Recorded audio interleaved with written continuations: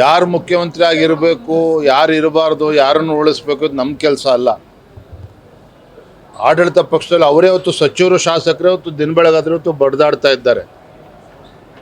ಭಾರತೀಯ ಜನತಾ ಪಾರ್ಟಿಗಾಗಲಿ, ರಾಜ್ಯದ ಜನತೆಗಾಗಲಿ ಸಿದ್ದರಾಮಯ್ಯನವ್ರು ಮುಖ್ಯಮಂತ್ರಿಯಾಗಿ ಮುಂದುವರಿತಾರಾ ಅಥವಾ ಸಿದ್ದರಾಮಯ್ಯನವ್ರು ಇಳಿಸಿ ಯಾರು ಮುಖ್ಯಮಂತ್ರಿ ಆಗ್ತಾರೆ, ಇದು ಯಾವುದರ ಬಗ್ಗೆನೂ ಕೂಡ ಆಸಕ್ತಿ ಇಲ್ಲ. ಜನ ಬಯಸ್ತಾ ಇರ್ತಕ್ಕಂಥದ್ದು, ಈ ನಾಡಿನ ಜನ ಬಯಸ್ತಾ ಇರುವಂಥದ್ದು ರಾಜ್ಯದ ಅಭಿವೃದ್ಧಿ ಬಗ್ಗೆ ಇವತ್ತು ಬಯಸ್ತಾ ಇದ್ದಾರೆ. ಬಡವರು ಇವತ್ತು ಅಭಿವೃದ್ಧಿ ಕೆಲಸ ಆಗಬೇಕು, ರೈತರು ಇವತ್ತು ತಮ್ಮ ಸಂಕಷ್ಟಕ್ಕೆ ರಾಜ್ಯ ಸರ್ಕಾರ ನೆರವಿಗೆ ಬರಬೇಕು ಅಂತೇಳಿ ಬಯಸ್ತಾ ಇದ್ದಾರೆ. ಆದರೆ ಎಲ್ಲವನ್ನೂ ಮರೆತು ಇವತ್ತು ಬೀದಿ ಜಗಳ ಇವತ್ತೇನು ಪ್ರಾರಂಭ ಆಗಿದೆ.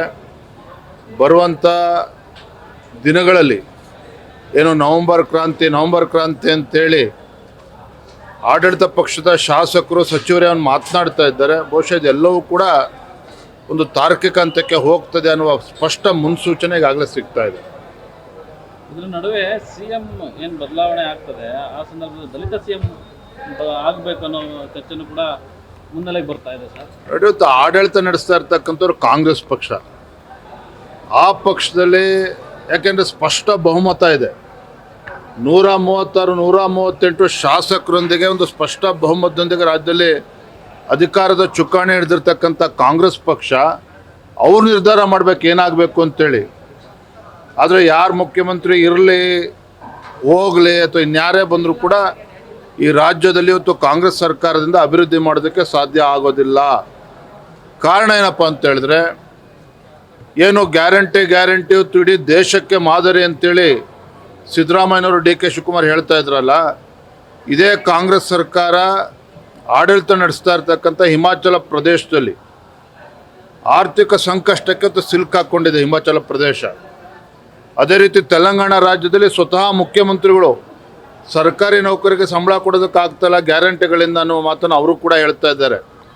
ನಮ್ಮ ರಾಜ್ಯದಲ್ಲೂ ಕೂಡ ಇದನ್ನು ವಿಭಿನ್ನವಾಗೇನಿಲ್ಲ. ಇವತ್ತು ನಮ್ಮ ರಾಜ್ಯ ಇವತ್ತು ಸರ್ಕಾರಿ ನೌಕರಿಗೆ ಸಂಬಳ ಕೊಡೋದಕ್ಕಾಗ್ತಾ ಇಲ್ಲ, ಕಾಂಟ್ರಾಕ್ಟ್ರುಗಳು ಆತ್ಮಹತ್ಯೆ ಮಾಡ್ಕೊಳ್ತಾ ಇದ್ದಾರೆ, LOC ಕೊಡೋದಕ್ಕಾಗ್ತಾ ಇಲ್ಲ. ಕಾಂಟ್ರಾಕ್ಟ್ ಕೆಲಸ ಮಾಡಿ ಸಾವಿರಾರು ಕೋಟಿ ರೂಪಾಯಿ ಬಂಡವಾಳ ಹಾಕಿರ್ತಕ್ಕಂಥವ್ರು ಇವತ್ತು ಬೀದಿಗೆ ಬಂದಿದ್ದಾರೆ. ಸಣ್ಣ ಕಾಂಟ್ರಾಕ್ಟ್ರುಗಳು ಸಾಲ ಸೋಲ ಮಾಡಿ ಏನು ಕೆಲಸ ಮಾಡಿದ್ದಾರೆ, ಇವತ್ತು 5 ಕೋಟಿ 2 ಕೋಟಿಗೂ ಪರದಾಡಿ ಇವತ್ತು ಆತ್ಮಹತ್ಯೆ ಮಾಡ್ಕೊಳ್ತಕ್ಕಂಥ ಪರಿಸ್ಥಿತಿ ನಿರ್ಮಾಣ ಆಗಿದೆ. ಅಧಿಕಾರಿಗಳು ಆತ್ಮಹತ್ಯೆ ಮಾಡ್ಕೊಳ್ತಾ ಇದ್ದಾರೆ. ಹೆಣ್ಮಕ್ಳ ಮೇಲೆ ದೌರ್ಜನ್ಯ ಇವತ್ತು ಹೆಚ್ಚಾಗ್ತಾ ಇದೆ. ಇದ್ರ ಬಗ್ಗೆನೂ ಕೂಡ ಗೃಹ ಸಚಿವರಿಗಾಗಲಿ ಸರ್ಕಾರಕ್ಕಾಗಲಿ ಯಾವುದೇ ಒಂದು ಕಾಳಜಿ ತೋರಿಸ್ತಾ ಇಲ್ಲ. ಒಟ್ಟಾರೆಯಾಗಿ ಮುಖ್ಯಮಂತ್ರಿ ಕುರ್ಚಿಯ ಕಾಳಗ ಏನಿವತ್ತು ಪ್ರಾರಂಭ ಆಗಿದೆ. ದಿನೇ ದಿನೇ ಇದು ವಿಕೋಪಕ್ಕೆ ಹೋಗ್ತದೆ. ಏನು ಬೇಕಾದರೂ ಕೂಡ ರಾಜ್ಯದಲ್ಲಿ ಆಗ್ಬೋದು. ಸಿಎಂ ಒಂದು ಕಡೆ ಹೇಳಿದ್ದಾರೆ, ಜನ ನನಗೆ 5 ವರ್ಷ ಇರಲಿ ಅಂತ ಆಶೀರ್ವಾದ ಮಾಡಿದ್ದಾರೆ ಅಂತ. ಇದರ ನಡುವೆ ಸಿಎಂ ಬದಲಾವಣೆ ಕೂಡ ಚರ್ಚೆ ನಡೀತಾ ಇದೆ. ಮುಖ್ಯಮಂತ್ರಿಗಳ ಹೇಳಿಕೆಯನ್ನು ಆಡಳಿತ ಪಕ್ಷದ ಶಾಸಕರೇ ಒಪ್ಕೊಳ್ತಾ ಇಲ್ಲ, ನಾವ್ಯಾರು ಅದ್ರ ಬಗ್ಗೆ ಮಾತನಾಡೋದಕ್ಕೆ. ಇನ್ನೊಂದು ಕಡೆ DK ಕೂಡ ಹೇಳಿದ್ದಾರೆ. ಮುಖ್ಯಮಂತ್ರಿಗಳ ಹೇಳಿಕೆ ನೋಡಿ, ಮುಖ್ಯಮಂತ್ರಿಗಳು ಸಿದ್ದರಾಮಯ್ಯವ್ರು ಏನು ಹೇಳ್ತಾ ಇದ್ರು, 5 ವರ್ಷಗಳ ಕಾಲ ನಾನೇ ಮುಖ್ಯಮಂತ್ರಿ ಅಂತ ಹೇಳಿದರು. ನಿನ್ನೆ ದಿನ ಏನು ಹೇಳಿದ್ದಾರೆ, ಹೈಕಮಾಂಡ್ ಆಶೀರ್ವಾದ ಮಾಡಿದ್ರೆ 5 ವರ್ಷ ನಾನು ಕಂಪ್ಲೀಟ್ ಮಾಡ್ತೀನಿ ಅಂತ ಹೇಳ್ತಾ ಇದ್ದಾರೆ. ಈಗ ಹೇಳ್ತಾರೆ ಜನರು ನಂಗೆ 5 ವರ್ಷಕ್ಕೆ ಕೊಟ್ಟಿದ್ದಾರೆ ಅಂತ ಹೇಳಿ. ಆದರೆ ಮುಖ್ಯಮಂತ್ರಿಗಳಲ್ಲೇ ಇವತ್ತು ವಿಶ್ವಾಸ ಇಲ್ಲ. ನವಂಬರ್ ನಂತರದಲ್ಲಿ ಮುಖ್ಯಮಂತ್ರಿ ಆಗಿ ಇರ್ತೀನೋ ಮುಂದುವರಿತೀನೋ ಅವ್ರಿಗೆ ವಿಶ್ವಾಸ ಇಲ್ಲದೆ ಹೋದರೆ, ಶಾಸಕರೇ ಇವತ್ತು ಬೇರೆ DK ಶಿವಕುಮಾರ್ ಮುಖ್ಯಮಂತ್ರಿ ಆಗಬೇಕು ಅಂತ ಕೆಲವು ಶಾಸಕರು ಎದ್ದು ಕೂತಿದ್ದಾರೆ. ಒಟ್ಟಾರೆಯಾಗಿ